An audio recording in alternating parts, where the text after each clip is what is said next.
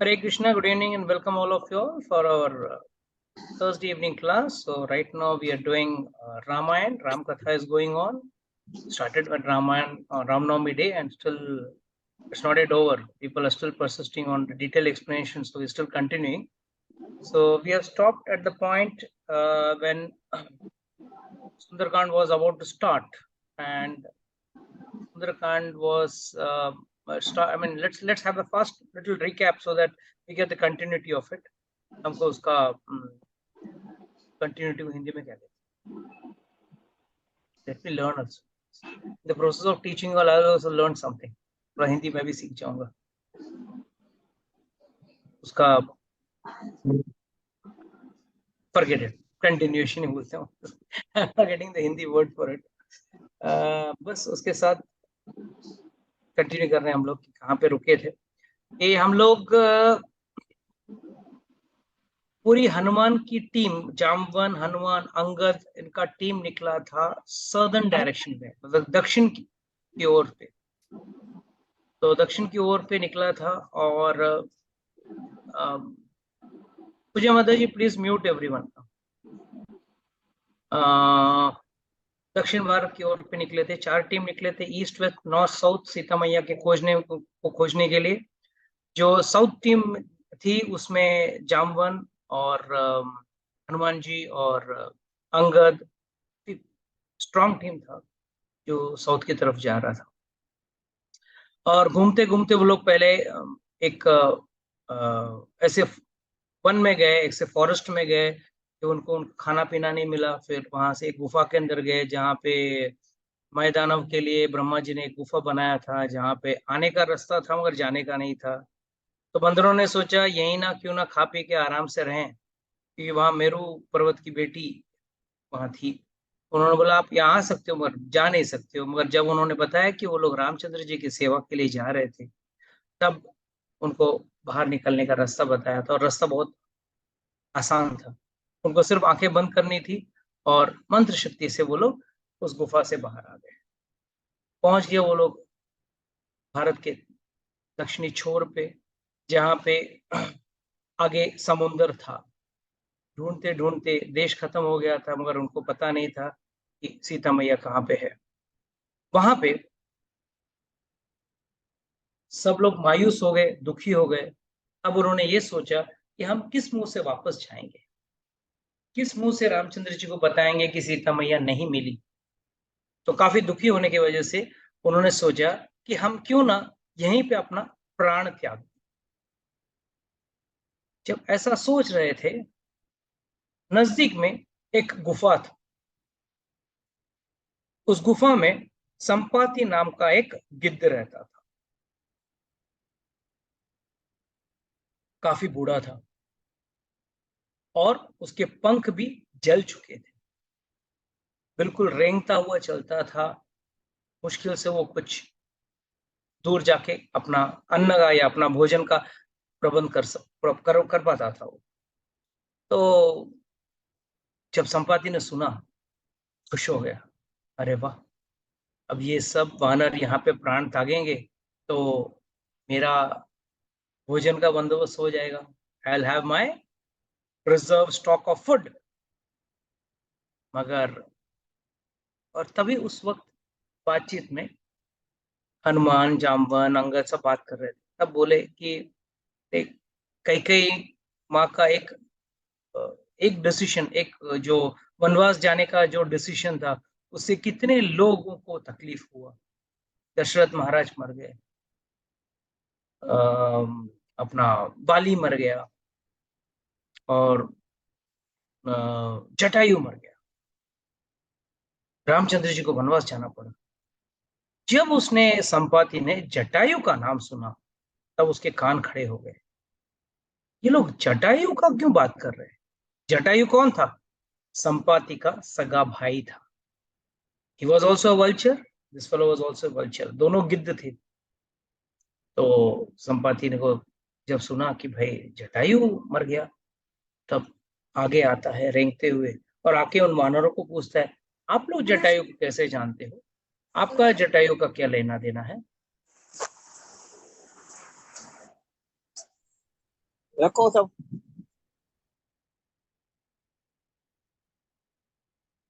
तो जब कहते हैं ऐसा, तब वानर सब सोच में पड़ जाते हैं कि भाई ये गिद्ध कौन है, क्या इसका, उसके मंसूबे क्या हैं। तब हनुमान जी और जामवन सब लोग बोलते हैं कि देखिए, रामचंद्र जी का वनवास हो गया था, और पूरी कहानी बताते हैं। और कैसे जटायु ने रामचंद्र जी की पत्नी सीता को जब अपहरण करके लेके जा रहा था रावण, तब उसने लड़ा, बहुत जोरदार लड़ाई की, और लड़ते लड़ते अपना प्राण त्याग। जब ये बात सुनते हैं, संपाति रोने लगता है कि मेरा भाई मर गया, अरे मुझे अब पता चला, मेरा जिगरी भाई था। आचार्यगण कहते हैं कि कैसे संपाति का ये हाल हुआ। इट इज सेड, संपाति और जटायु, सॉरी, दोनों जटायु, दोनों एक बार साथ में उड़ रहे थे, छोटे थे, जवान थे। तब उनका एक रेस लगा, एक दौड़ लगी कि कौन सूर्य तक पहले पहुंचेगा। तो दोनों उड़ते उड़ते गए। जब सूर्य के नजदीक गए, तब सूर्य की किरणें उनके पंखों को जलाने लगी। जटायु का हालत खराब हो गया। तभी संपाति बड़ा भाई होने की वजह से अपने पंख जटायु के ऊपर रख दिए और जटायु को बचा लिया। मगर उसके खुद के पंख जल गए, और वहीं उसी जगह पे गिर गया वो, जहाँ पे आज वो गुफा है, वहीं पे आके गिर गया। तो वहां पे वो बहुत बुरी तरीके से पड़ा था। तो एक साधु ने उसको आशीर्वाद दिया कि डरो मत, एक दिन जब तुम सीता मैया का खबर आप वानरों को दोगे, उस दिन आपको नए पंख आएंगे, तब तक आपको नए पंख नहीं आएंगे। तो बेचारा 8,000 बरस तक वहीं पे खड़ा था, वहीं पे पड़ा था 8,000 बरस से। और आखिर में जब उसने सुना कि सीता मैया को ढूंढने निकले हैं ये वानर, तब उसने बोला कि आखिर वो वक्त आ गया है जब मैं मुझे अपने नए पंख मिल जाएंगे। बट यहाँ पे लोग पूछ सकते हैं, जब पंख मिल जाते हैं, तो क्यों ना वो खुद जाके रावण के बारे में पता करके क्यों नहीं बताता है, क्यों वानरों को भेजने की चक्कर में है। तब हनुमान जी तब संपाति बताते हैं कि एक बार उसका और रावण का युद्ध हो गया, और उस युद्ध में रावण हारते हारते बच गया। तब उसने एक संधि बना ली, जैसे वाली ने संधि बनाई थी, वैसे ही संपाति ने भी संधि बना ली थी। ना तू मेरे इलाके में आएगा, ना मैं तुम्हारे इलाके में कभी आऊंगा। इसके लिए वो वहां जा नहीं सकता। मगर कहते हैं ना, गिद्ध की आंख, कहते हैं ना, the site of a vulture is very strong and very sharp. तब संपाति कहता है वानरों को कि देखो, हाँ मैंने देखा रावण को, सीता को पुष्प विमान से लेते हुए उधर लंका की ओर जाते हुए देखा मैंने। तब कहता है कि अरे, क्या तू बता सकता है कि वहां पे कैसी है वो। तब सभी वानर मिलके संपाति को धक्का मार के उस पर्वत की चोटी पे पहुंचाते। एक पर्वत रहता है वहां पे, उस पर्वत की चोटी पे पहुंचाते, और वहां से संपाति देखता है।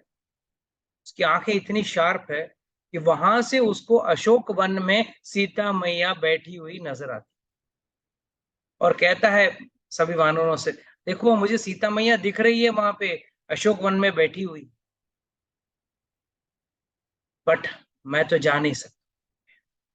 और क्योंकि तुमने जटायु के आप लोग मित्र हो, मैंने आपको खबर बता दी। तो अब यहाँ पे बड़ा सम्मेलन हो रहा है कि अब जाएगा कौन। सब बंदरों ने अपनी अपनी ताकत का अनुमान लगाया। किसी ने कहा मैं 10 योजन जा सकता हूं, तो किसी ने कहा मैं 20 योजन तक उड़ सकता हूँ, किसी ने तो 30, किसी ने 40 बोला। सबसे ज्यादा तो अंगद ने बोला मैं 100 योजन जा सकता हूँ, और लंका 100 योजन दूर था। तो उन्होंने बोला 100 योजन दूर, ठीक है, मगर प्रॉब्लम ये है कि मैं पहुंच जरूर जाऊंगा पर वापस आने का गारंटी नहीं।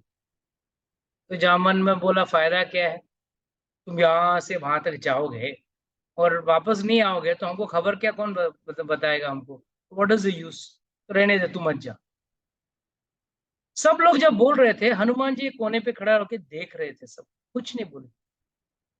तब आचार्यगण कहते हैं, बोल वो सकते हैं जिनके पास खुद की ताकत होती है, मगर जिनके पास खुद की ताकत नहीं होती है, जो जो जानते हैं कि हमारे अंदर जो भी बल है वो भगवान का है, प्रभु का है, वो व्यक्ति कभी भी अपने बल के बारे में डींगे नहीं हाँकेगा। जैसे कि भगवान कहते हैं भगवत गीता के 7वें अध्याय में, बलम बलवंताम च हम, मैं एक पावरफुल व्यक्ति जो बलवान व्यक्ति है, उसका बल मैं हूं।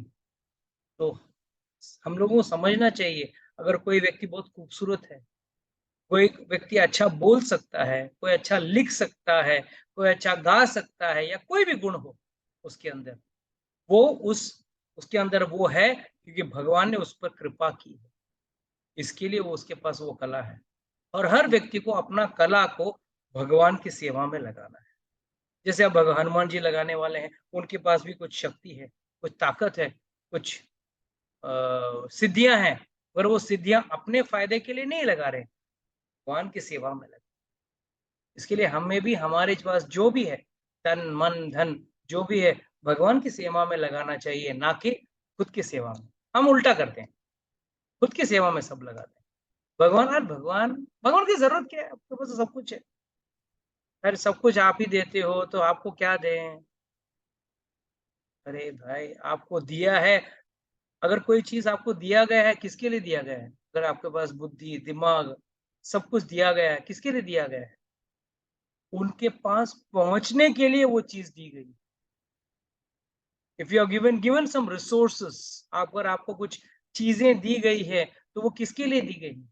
ताकि आप उनके पास वापस आ सकें, वो उन उन चीजों को यूज करके। जैसे अगर कोई अच्छा गा सकता है तो भगवान का गुण गाइए, भगवान के गाने गाइए, फिल्मी गाने, हीरो हीरोइन वाले गाने।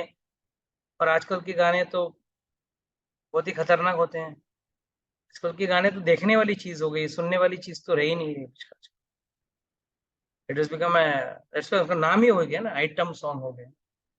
It's become all items. And बोल भी इतने बेकार और गंदे हैं कि समझ में नहीं आता है। कलयुग आ चुका है या कलयुग पूरा हो चुका है? तो हनुमान जी बोले कि मेरे पास तो कोई बल नहीं। ठीक है, तो जामवन जी ने पूछा, अगर आपके पास बल नहीं है तो किसके पास बल होगा? और जामवन जी उसको सब याद दिलाते हैं, जो वो बचपन में वो भूल चुके थे साधुओं के श्राप की वजह से। साधुओं ने उनको श्राप दिया था, मगर Hanuman ji was very powerful strong, बहुत बलशाली थे। और वो सारे नो साधुओं को सताते थे, दो हाथी को उठा के ऐसे पटक पटक के फेंकते थे, कहीं किसी साधु के ऊपर गिर जाए तो साधुओं ने उनको श्राप दिया कि भाई तू तेरा ताकत भूल जा, और किसी दिन कोई महान व्यक्ति जब जरूरत पड़ेगा, जब याद दिलाएगा, तब तुझे याद आएगा, तब तक तू भूल जाएगा। तो जब जामवन वो महान व्यक्ति थे जिन्होंने उनको याद दिलाया कि भाई आपका जन्म हुआ श्री राम का सेवा करके, आपके अंदर सारी अष्ट सिद्धियां हैं, अष्ट सिद्धि के नौ निधि के दाता, तो जाओ आप आपकी सिद्धियां दिखाओ अब, और आपको जाना है वहां पे। तब हनुमान जी बोलते हैं ठीक है मैं जाऊंगा, मैं 100 योजन उड़ के जाऊंगा, सीता मैया का पता लगा के वापस आऊंगा। सब बंदर खुश हो जाते हैं, एकदम सब कूदने नाचने लगते हैं। चलो अब हमारे हनुमान जी जाने वाले हैं। तो महेंद्र पर्वत के ऊपर चढ़ जाते हैं, और पहले क्या करते हैं, किसी को याद है, किसी को पता है बाय एनी चांस पहला क्या करते हैं? मैंने बताया पहले लेक्चर्स, अगर याद हो तो लेट मी सी। किसी को याद नहीं? सब लोग बादाम खाइए। कि वो जय श्री राम बोलकर ही तोड़ते हैं ना, वही बोल रहे हैं। उसके पहले उससे पहले याद रखना माता जी, जब भी आप कोई कार्य करने जाओ, महान कार्य हो, तो पहले गुरु को याद करना, फिर भगवान। और उनके गुरु कौन थे? सूर्यदेव। तो सूर्यदेव को पहले उन्होंने प्रणाम किया, उनके आशीर्वाद दिया, और फिर कहते हैं कि पर्वत के ऊपर ऐसा, मतलब जैसे आप लोग रॉकेट लॉन्चिंग पैड देखते हो ना, जब रॉकेट जाता है तो कितना जमीन पे नो आग छोड़ता है, कितना प्रेशर होता है धरती पे, कुछ कुछ तो नो जमीन फट भी जाए, इतना प्रेशर रहता है। तो वैसे हनुमान जी ने जब उड़ान भरी, कहते हैं कि पूरा जो पर्वत है वो चूर चूर होने लगा, जानवर सब गिरने लगे, बड़े बड़े पत्थर टूट के गिरने लगे, रोल होके नीचे गिरने लगे, और हनुमान जी उड़ के गए, और उन्होंने एक ही शब्द बोला, जय श्री राम। कुछ आचार्यगण कहते हैं उन्होंने कुछ बोला ही नहीं। क्यों? क्योंकि उनके मुख में श्री राम पहले ही थे ना। जो मुद्रिका दी थी वो कहाँ रखे थे उन्होंने? अपने मुंह में रखा था। तो बंदे रहे ना भाई। तो जो रामचंद्र जी ने जो अंगूठी दी थी ना, वो उन्होंने अपने मुंह में रखा था। तो आचार्यगण कहते हैं वो उसके वजह से उनके मुंह से रामचंद्र जी का नाम जो जो मुंह में आ गया, तो व्यक्ति के अंदर कोई भी बल आ जाता है। तो जैसे उड़े, तो पहले उनकी यात्रा में 3 बाधाएं आई। पहला बाधा कौन सा था? इसको याद है? बोलो बोलो। राक्षसी लंकिनी। लंकिनी तो लंका में आई माता जी। अभी तो लंका पहुंचे किधर? अभी तो टेक ऑफ किया उन्होंने। ये वो एक पर्वत जैसा है ना, वो नाम हाँ, याद नहीं। और नाम क्या था? मैनाक पर्वत। मैनाक पर्वत, हाँ मैनाक। मैनाक पर्वत। सो फर्स्ट मैनाक पर्वत कौन था? मैनाक पर्वत, मैनाक पर्वत। हाँ, कौन थी? कौन रहा? It was a mountain which was pushed by Vayu devta. वायु देवता क्या कर रहे थे पहले जमाने में? कहते हैं कि शास्त्र में लिखा गया है, वेदों में लिखा गया है कि पर्वतों को विंग्स, उड़ सकते थे, वो पंख थे, उड़ सकते थे, तो पर्वत उड़ते थे। तो हमेशा साधु संत हमेशा डर में रहते थे, कब कौन सा पर्वत आके कहाँ गिर जाए और कब उनका हरि बोल हो जाए। कि वो वहां पे बैठ के जप करते थे, साधना करते थे, या समाधि में बैठा करते थे। तो कहते हैं कि इंद्र ने अपने वज्र से सारे पर्वतों का पंख काट दिया, और वो पर्वत वहां वहां वहीं पे वहीं बैठ गए। इसके लिए वो पर्वत, सब पर्वत उड़ने वाले पर्वत सब स्थिर हो गए, कहीं हिल नहीं सकते। मगर उस समय वायु देवता ने एक पर्वत जो था, जिसका नाम था मैना, उसको बोला कि तू जाके इस धरती पे जाके अंदर समुद्र के नीचे चले जा। वहां पे एक छोटा सा छेद था, जिसमें से गुफा या छेद बोलिए, जिसमें से असुर जाते थे दूसरे लोग। उस लोगों को जाने का रास्ता जो था उसको बंद कर दिवा दिया गया। इंद्र भी उसमें शामिल थे, दोनों ने मिलकर कर दिया। और हनुमान जी किसके पुत्र थे? वायुपुत्र। तो उनके पिता के वजह से, उनके पिता का ऋण था ना उनके ऊपर, कि उस मैनाक पर्वत को विंग्स थे, कभी कटा नहीं था उसका विंग्स। तो वो ऊपर आया, और उसने, मैनाक पर्वत ने हनुमान जी को बोला प्लीज आप रुकिए। हनुमान जी भी देखने लगे, अरे बाप रे, पर्वत तो बोल रहा है।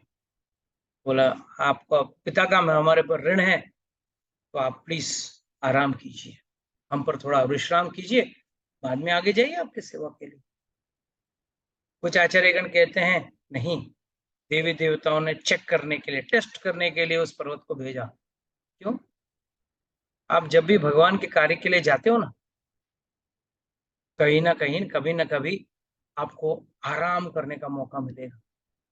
क्या आप वाकई में, जब सेवा करने वाला व्यक्ति आराम करना चाहता है, या वाकई में जाके सेवा करना चाहता है? That is the point, whether you are able to comfortably go and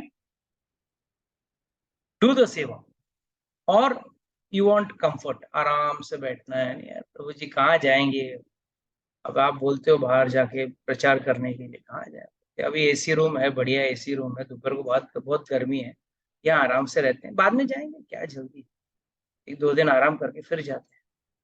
फिर बारिश आएगा तो नहीं, बारिश में कहाँ जाए, बड़ा कीचड़ हो जाता है रास्ते में, हम जरा आराम करके जाते हैं।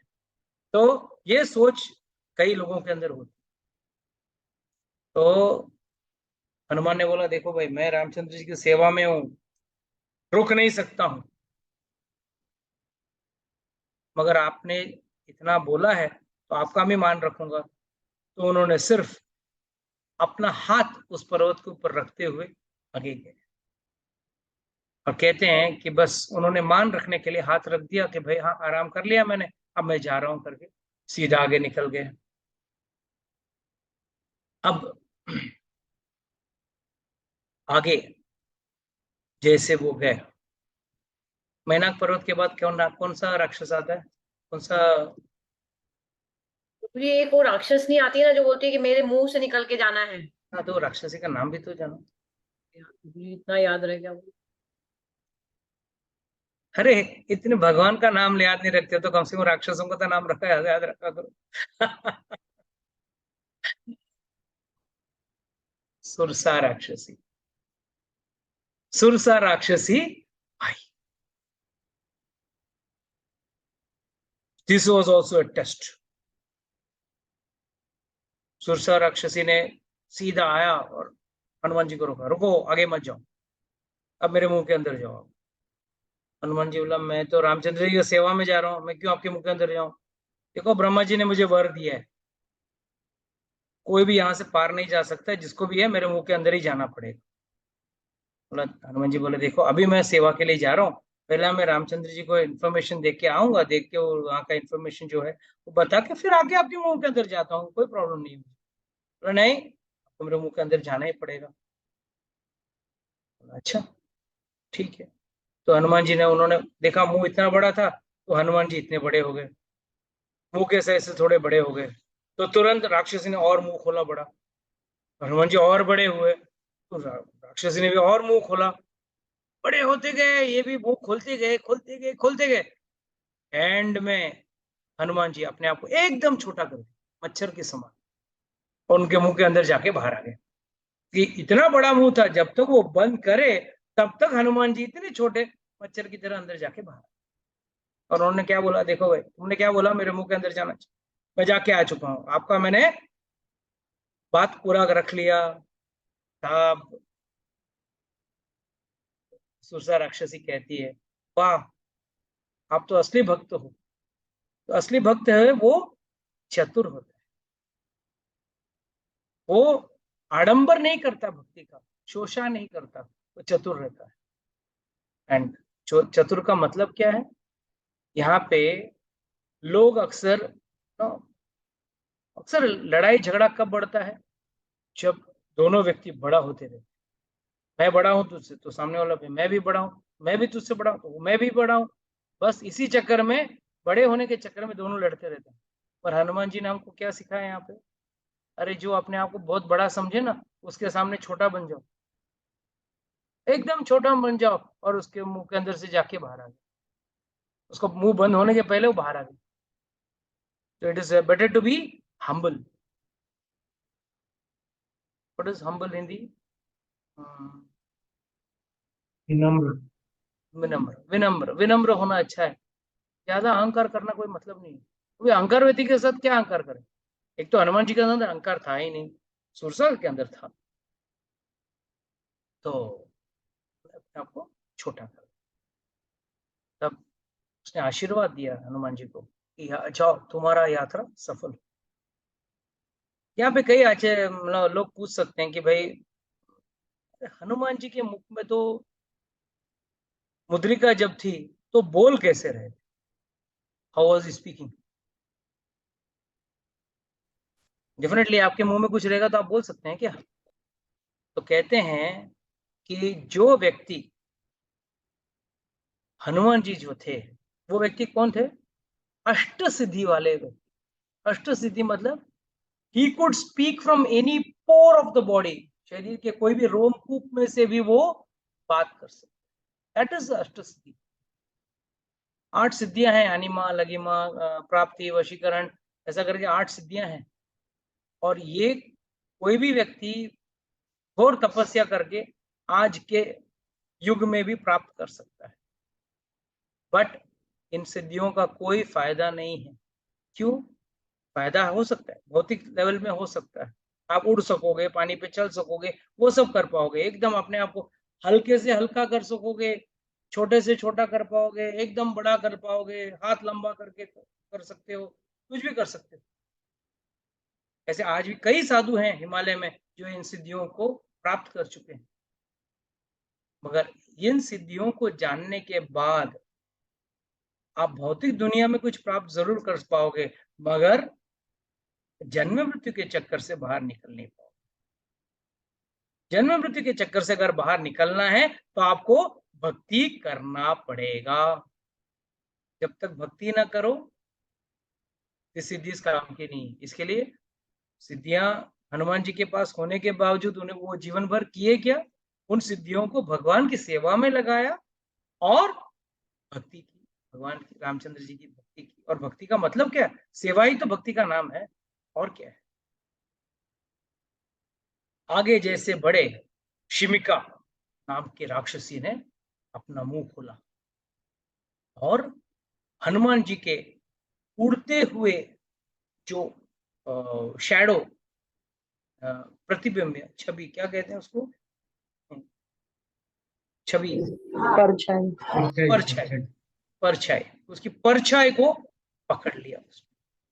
उस राक्षसी के अंदर वो ताकत था, वो असली राक्षसी थी। पहले दो तो सिर्फ टेस्ट थे, और तीसरा टेस्ट जो था वो असली टेस्ट था। और वो टेस्ट ये था कि वो राक्षसी ने उसकी परछाई पकड़ के हनुमान जी को खींच लिया। और कहते हैं कि जब हनुमान जी उड़ने लगे, इतना विशाल आकार बना लिए थे कि जब एक कुछ कई सारे, मतलब माइल्स का जितना तो बड़ा तो उनका परछाई था। 8 miles or something was परछाई ऑफ हनुमान जी। तो हनुमान जी उनके पेट में गए, तो उसके पेट को फाड़ते हुए बाहर आए और उस राक्षसी को मार दिए। और फाइनली जाके वो लंका पहुंचे। जब लंका में उतरे तब दोपहर का वक्त था, शाम जस्ट शुरू होने वाला था। तो हनुमान जी ने सोचा क्यों ना थोड़ा आराम किया जाए, वेट किया जाए। दिन में जाऊंगा तो पकड़ा जाऊंगा, रात को जाता हूँ, ऐसे भी राक्षस रात को सब अपना करतूत सब करते हैं, रात को जाके पता करो। तो रात के लिए वेट कर रहे थे। और जब रात हो गई थी, तब शाम, ढलता हुआ शाम हो गया था, तब हनुमान जी अंदर जाने के लिए एकदम छोटा सा बिल्ली जैसा रूप बना लिया। और जैसे लंका के द्वार पे जा रहे थे, टुम करके एक पैर गिरा उनके सामने और जोर से हंसने लगे। वो राक्षसी लोग हंसते हैं ना, कैसे हंसते हैं जो भी हो, वो आप लोग हंस के देख लेना। आप एकदम राक्षसी वाला हंसी आया तो हनुमान जी देखा कौन भाई, देखा तो जोर से आवाज आया, मैं लंकिनी हूं, यहाँ की इंचार्ज, लंका की इंचार्ज हूँ लंका। और यहाँ से अगर आपको अंदर जाना है तो मेरे परवानगी के बगैर नहीं जा सकते हो। मेरे परवानगी के बगैर नहीं जा सकते हो। तब हनुमान जी ने बोला, देखो भाई, तो अंदर क्यों जा रहे हो, क्या काम है? तो वीजा ऑफिस में पूछते हैं ना, भाई क्यों जा रहे हो? तो हनुमान जी ने बोला, देखो, मैं तो छोटा सा बंदर हूँ, घूमने आया हूँ, बस जाऊंगा, थोड़ा घूमूंगा, काफी अच्छे खूबसूरत पेड़ लग रहे हैं अंदर, मैं एक आध दो फल फल खा लूंगा और घूम घाम के वापस चला जाऊंगा। बोला, नहीं, तुम नहीं जा सकते हो, कोई बंदर अलाउड नहीं है हमारे यहाँ पे, कोई बंदर अलाउड नहीं है अंदर, बंदर ही नहीं है, जा ही नहीं सकते हो आप। और काफी झगड़ा और धमकी देने लगी अपने हनुमान जी को। तो हनुमान जी को आया गुस्सा, उन्होंने एक उल्टा हाथ का झापड़ छाड़ा। वो भी कौन से हाथ से? लेफ्ट हैंड से। लेफ्ट हैंड से उल्टे हाथ से, हल्का सा, एकदम प्रेम से। क्यों? लेडी थी ना। हनुमान जी बोले, जेंट्स होता तो बात अलग है, हम तो ब्रह्मचारी हैं, फिर भी लेडी हैं तो एकदम प्रेम से, हल्के से, एकदम थप्पड़ भी नहीं, छोटा सा, एक हल्का सा, जैसे बच्चे को मारते हैं ना, चमाटे से मार के। और उसमें उसके मुंह से खून निकलने, खून की उल्टी हो गई उसकी, और उसने तुरंत हनुमान जी को बोला कि आप जा सकते हो, मुझे पता है रावण का अंत आ चुका है। ब्रह्मा जी ने मुझे कहा था, जिस दिन एक बंदर आके तुझे झापड़ मारेगा, स्लैप करेगा, उस दिन समझ लेना रावण का अंत आ चुका है। आप जाइए, बेशक जाइए, मेरा पूरी परवानगी है आपको अंदर जाने। तो हनुमान जी वही सूक्ष्म रूप में अंदर गए, देखा लंका वाकई में सोने की नगरी थी। Very rich place, very nice place, बहुत खूबसूरत जगह थी, बहुत अच्छा, और बहुत अच्छे रास्ते, अच्छे अच्छे बिल्डिंगे, सब अच्छे अच्छे थे। और रात का वक्त था, देखे तो क्या दिखेगा? अगर आज आप किसी भी शहर में चले जाओ रात के वक्त, क्या दिखता है? अच्छी चीजें दिखती है? सब रात को इसके लिए कहते हैं ना, उस जमाने से क्या कहते हैं, रात को असुर ज्यादा पावरफुल हो जाते हैं, ताकतवर हो जाते हैं। आज भी तो वही हाल है, जब भी जाते हो आप रात को क्या दिखता है? सब गलत चीजें। मेनली ये 4 चीजों का कार्यक्रम चलता रहता है: मीट ईटिंग, मांस भक्षण, व्यभिचार, इलिसिट सेक्स, शराब, नशा, और आखिर में जुआ। और ये आज के तारीख में भी यही 4 चीजें होती है। रात के अंधेरे में, दिन के अंधेरे में ये सब काम ज्यादा नहीं होता है, रात को ही ज्यादा होता है। और शास्त्र में ये पहले भी बता चुके हैं हम लोग कि शास्त्र कभी गलत नहीं हो सकता, और राक्षस यही वृत्ति वाले हैं। और हनुमान ने वही देखा, सब जगह लोग सिर्फ इन 4 चीजों में लिप्त हैं, या तो इलिसिट सेक्स में है, या तो गैम्बलिंग में है, या तो शराब पी रहे हैं, या तो सब एक साथ कर रहे हैं। सब एक साथ हो रहा है, सब वही, हर व्यक्ति वही करना चाहता है, शराब भी पीना चाहता है, मांस भक्षण भी करना चाहता है, उसके बाद व्यभिचार करना चाहता है। और ये सब करने के लिए गलत तरीके से, यहाँ जुआ का मतलब क्या है? गलत तरीके से पैसे कमाना चाहता है। और पैसा कमा के करना क्या चाहता है? यही गलत चीजें या बुरी चीजों का मजा लेना चाहता है। तो हनुमान जी देख के परेशान हो गए, मैं क्या देख रहा हूँ, दिन रात भर सब जगह जहां भी जाऊं, वो तो कार्य क्या था उनको? सीता मैया का ढूंढना। उसके लिए क्या करने थे, बेचारा हर कमरे में झांक के देख रहे थे। फिर हर कमरे में क्या देखा उन्होंने? कई रावण का अंतपुर जो है, जो उनका, जहाँ पे उसकी सारी रानियां थी, सब पी के आधे नंगे लेटे हुए हैं। तो उनको देख के बहुत शर्म आया कि मैं एक ब्रह्मचारी हूँ, क्या ये ब्रह्मचारी को देखने लायक चीजें हैं क्या? पर तब उनको याद आया कि शास्त्र में क्या का लिखा गया है कि ब्रह्मचारी को इन चीजों को देखने से निषेध है। मगर वो खुशी से देख नहीं रहे हैं, वो इन चीजों को क्यों देख रहे हैं? क्योंकि वो एक कार्य में है, और वो कार्य क्या था? सीता मैया को ढूंढना, ना कि इन चीजों में रमना। दो अंतर चीज है। लोग कहेंगे क्या करें प्रभु जी, दुनिया का रीत है, हम भी तो उसमें हैं, दुनिया में तो रहना है, हम भी देख रहे हैं, ये सब देख रहे हैं और इसमें हम आनंद ले रहे हैं। और वो गलत सोच है। सही सोच तो ये है कि जो व्यक्ति इन चीजों को देखकर अनायास कर दे, या न देखे, या इनमें लिप्त होने की कोशिश न करें। आज भी हमारी हालत हम हनुमान जी की तरह ही है, चिंता मत करना। जब आप कोई फिल्म की गाना देख लो, जो आधा नंगा नाच ही है, उसको देख के क्या आपके अंदर क्या खुशी आती है? बस काम ही उत्पन्न होता है। इसके लिए हनुमान जी हमको सीख क्या दे रहे हैं? आप यहाँ से निकलो बाहर, घर के बाहर निकलो, गाड़ी में, रिक्शा में, इधर भी देख लो, बीच में, रास्ते में, सब जगह लड़के लड़कियां अपने आप को एकदम ऑड पोजीशन में या गंदे पोजीशन में, गंदे कपड़े पहनते हुए चलते हैं। तो हनुमान जी ने जो देखा उस जमाने में, उस युग में, आज हम गली गली में देख रहे हैं। गंदे कपड़े पहन के लोग घूम रहे हैं, गंदे विचार वाले हैं, गंदे सोच वाले हैं, गंदे कर्म कर रहे हैं। और वो भी आजकल, पहले तो थोड़ा बहुत व्यक्ति छुप के करता था, आजकल तो खुलेआम कर रहा है। मगर हनुमान जी की तरह अगर हम बन जाएंगे ना, कोई चिंता नहीं। माना कि इसको हम रोक नहीं सकते, ये कलयुग का प्रभाव है, मगर हमको तो इन चीजों से बच के रहना है। तो हमको क्या करना है? बस हमको हमारे लक्ष्य पे ध्यान रखना है। और जैसे हनुमान जी अपने लक्ष्य पे ध्यान रखे थे, उनका लक्ष्य क्या था? सिर्फ सीता मैया को ढूंढना, रामचंद्र जी की सेवा करना। हमको भी हमारा लक्ष्य पे दृढ़ रखना है। इन चीजों को देखते हुए भी अन्यान्यास करना है। बस आगे बढ़ो, छोड़ो छोड़ो, इन चीजों में ना मजा लेना है, ना इसमें हमको लिप्त होना है। ढूंढते ढूंढते ढूंढते एंड में रावण के कमरे तक पहुंच गए हनुमान जी। कहते हैं जब रावण को देखा, भगवान को लगा कि भाई ये कोई हीरो है क्या? इतने खूबसूरत, इतने पावरफुल, वेल बिल्ट, बहुत देखने में बहुत सुंदर। आजकल राक्षस भी ऐसे ही दिखते हैं ना, दिखने में तो बड़े खूबसूरत रहते हैं। व्यक्ति के चेहरे से उसके कार्य का पता नहीं चलता है, उसकी सोच प्रक्रिया के बारे में पता नहीं चलता है। इसके लिए बाहरी खूबसूरती के ऊपर आकर्षित नहीं होना है हम लोगों। हम लोग आज के जमाने में बाहर की खूबसूरती देख के हम लोग आकर्षित हो जाते हैं।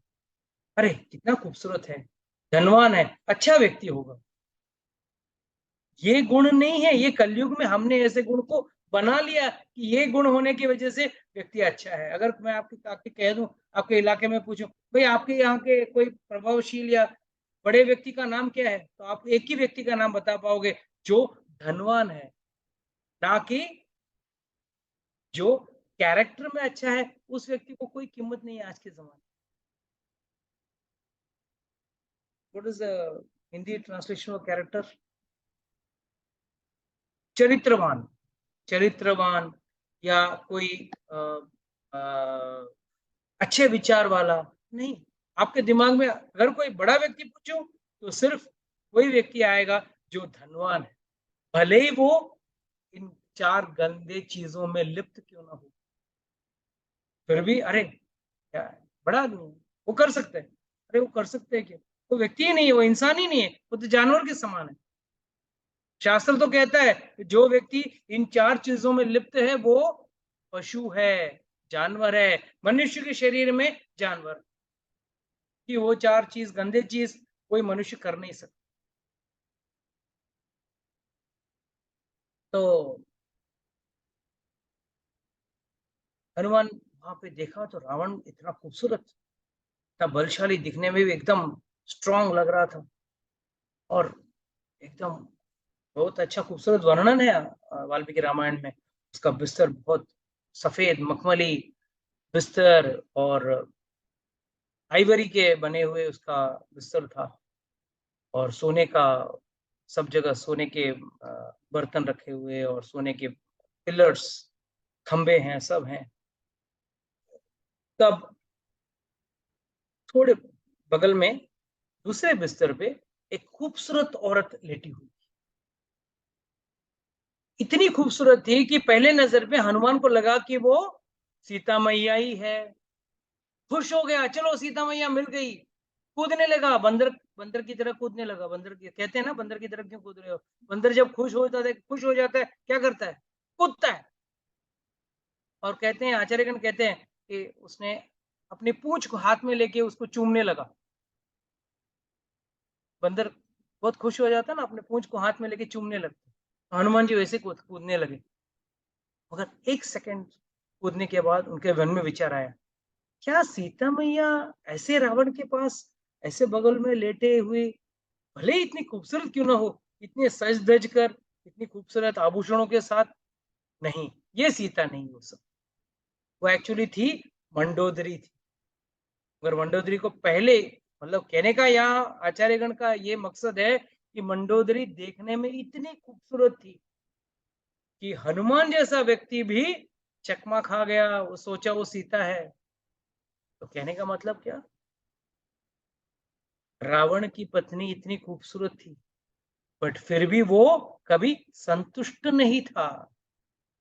जो व्यक्ति औरों की पत्नियों में खूबसूरती और खुशी ढूंढता है वो रावण ही है, और वो कभी जीवन में कभी ना संतुष्टता आएगी ना कभी खुशी आएगी। तब हनुमान बहुत मायूस हो गया। सभी जगह घूम के घाम के थक हार के समुद्र के किनारे आके बैठ गया किनारे, दुखी हो गया। अरे मैंने तो सीता मैया को ढूंढने की खूब कोशिश की, सीता मैया नहीं है, शायद रावण ने उसको खा गया हो, या राक्षसों ने उसको मार दिया हो, या कहीं पुष्पक विमान से नीचे गिर गई हो, पानी में मर गई हो। जो भी हो, अब क्या मुंह लेके मैं वापस जाऊंगा?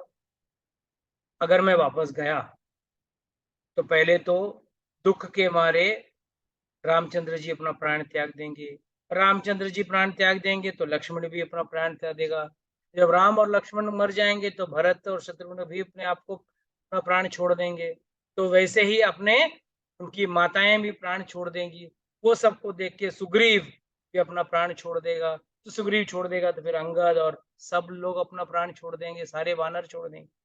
उससे अच्छा ये है कि मैं वापस ही नहीं जाता। हनुमान डिसाइडेड मैं वापस नहीं जाऊंगा। तब एक अचानक मन में एक दूसरा ख्याल आया। अरे संपाति ने तो कहा था कि वहां पे मुझे सीता मैया दिख रही है, और मैं इतने पहुंचने तक कहाँ जा सकती। तो वापस किले के दीवार पे चढ़कर हनुमान देखने लगा, और देखा तो दूर अशोक वाटिका में सीता मैया, एक औरत बैठी है, सीता मैया ही थी वो, दुखी वियोग में रोती हुई, रामचंद्र जी का नाम लेते हुए वहां बैठी थी। हनुमान जी का मन में आया विश्वास, यही सीता मैया होगी। जैसे वो उसको मिलने के लिए जा रहे थे तब तक सुबह हो चुका। It was morning, early morning. और रावण, जो एक बड़ा खुद ब्राह्मण का पुत्र था और शास्त्रों का वेदज्ञ था, सारे वेद उसको अच्छी तरह से मालूम थे, तो उसने देखा कि रावण अपनी 100 पत्नियों को लेके, कि हजारों थी उसमें से कुछ 100 पत्नियों को लेके सीता को मिलने आ रहा है। जैसे ही हनुमान ने देखा, अपने आप को झाड़ियों में छुपा लिया।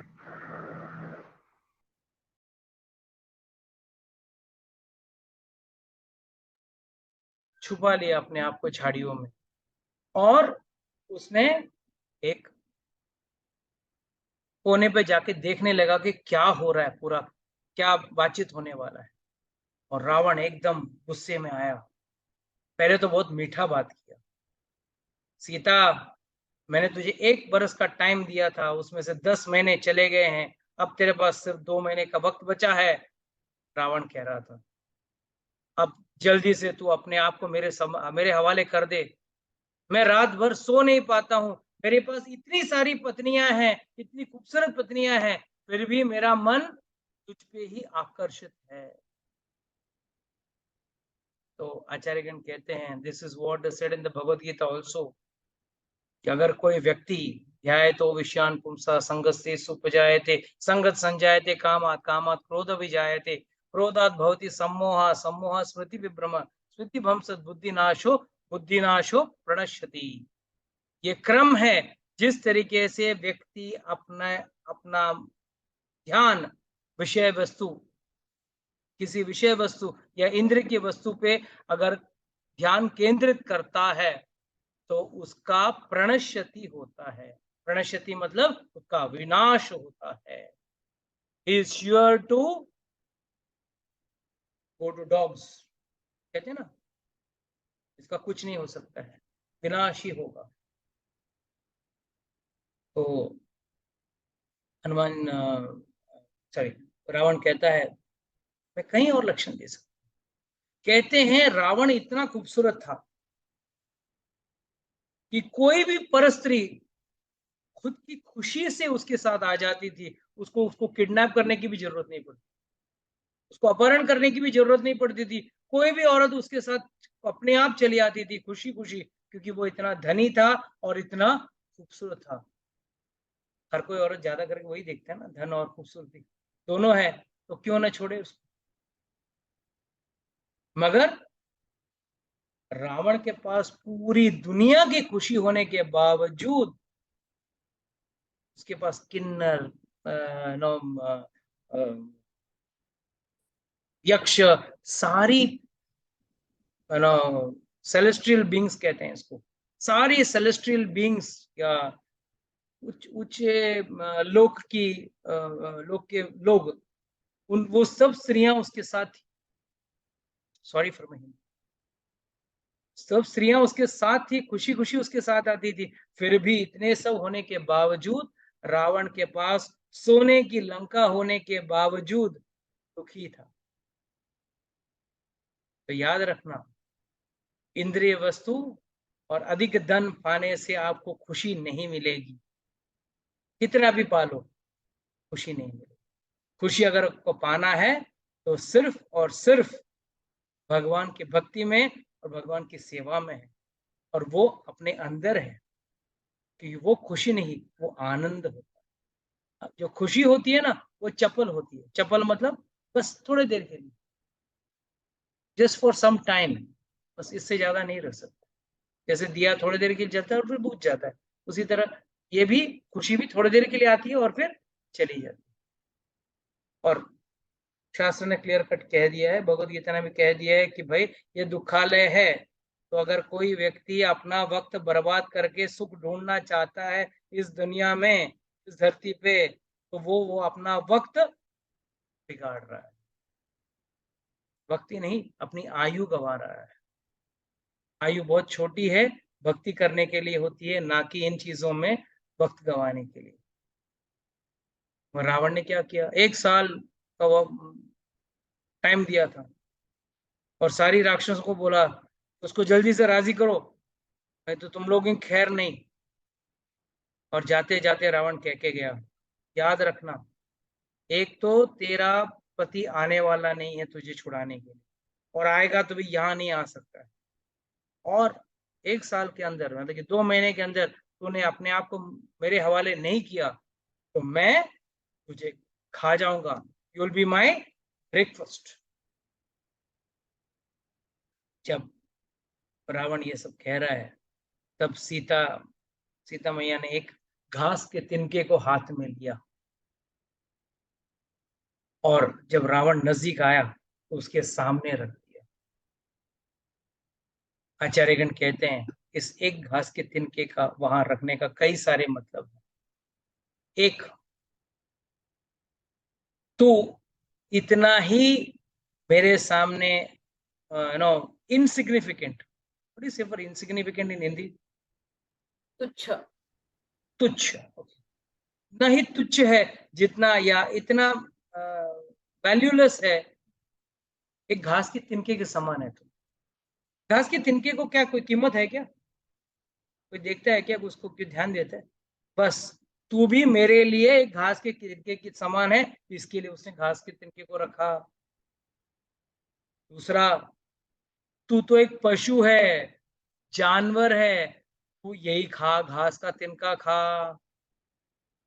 दूसरा मतलब, पहला मतलब तू मेरे लिए तुच्छ है, दूसरा मतलब तू तो पशु समान है, तो घास खाने लायक है।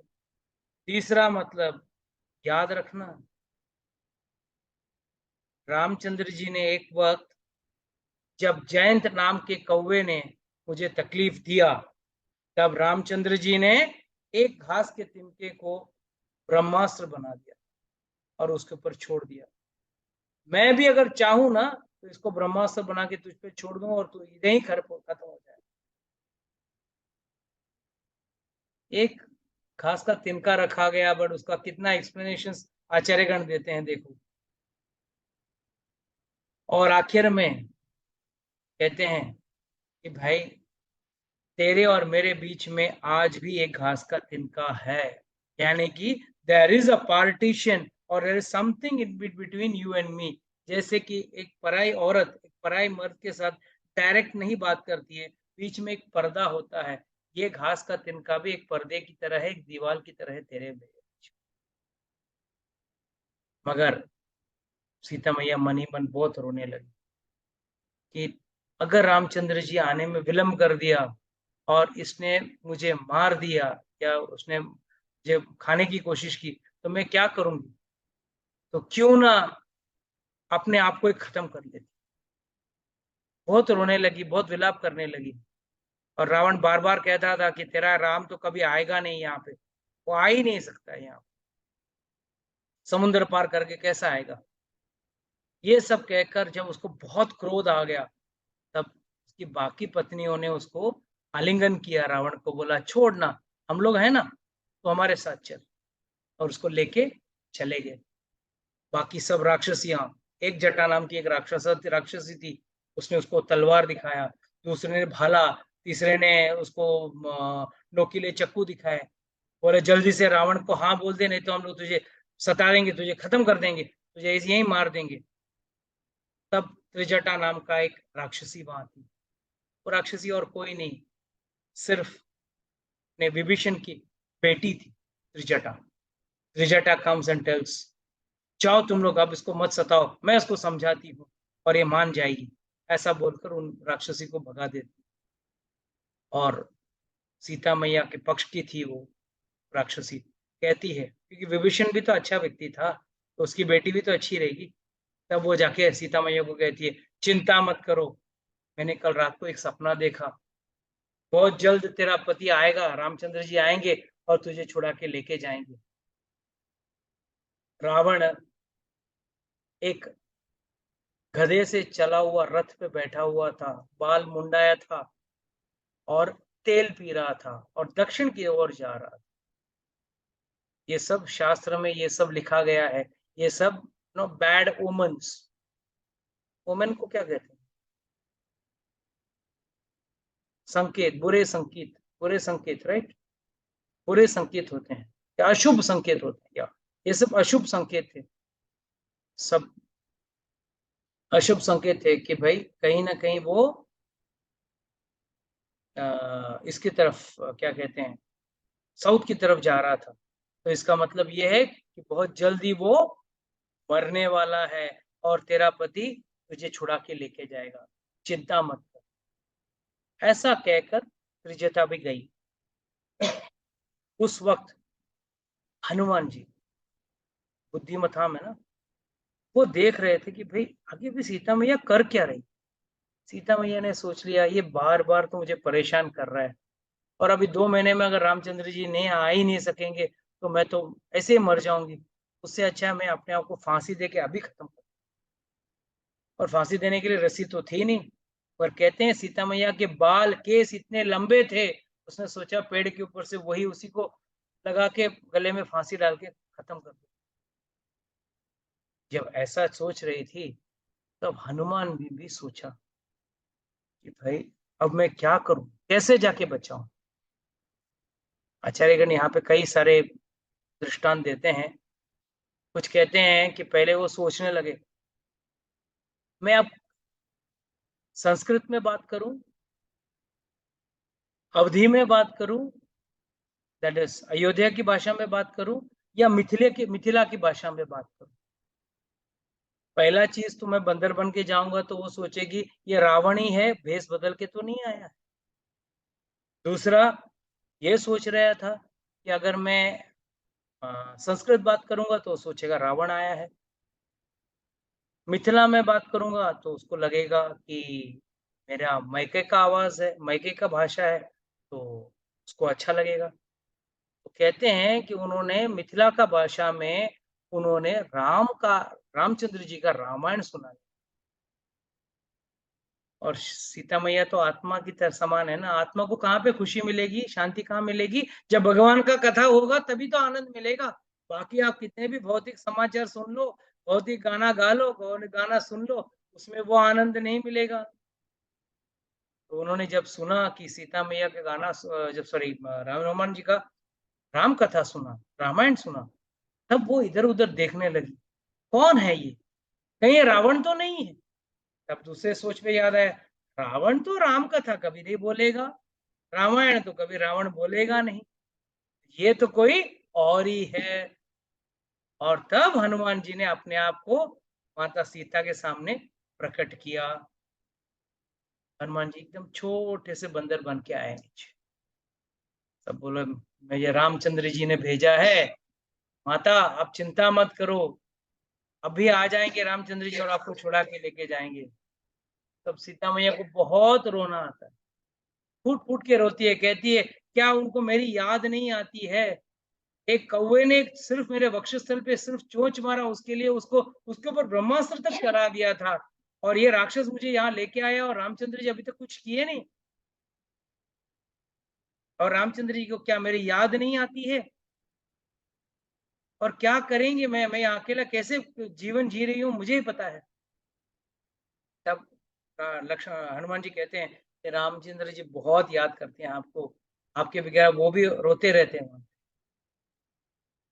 तब वो कहते हैं ठीक है, कुछ पहले बताओ मेरे को, रामचंद्र जी के बारे में बताओ, टेस्ट तो करना था ना भाई, वाकई में हनुमान रामचंद्र जी का आदमी है या उसका भेजा हुआ बहरूपिया तो नहीं है, रावण का भेजा हुआ।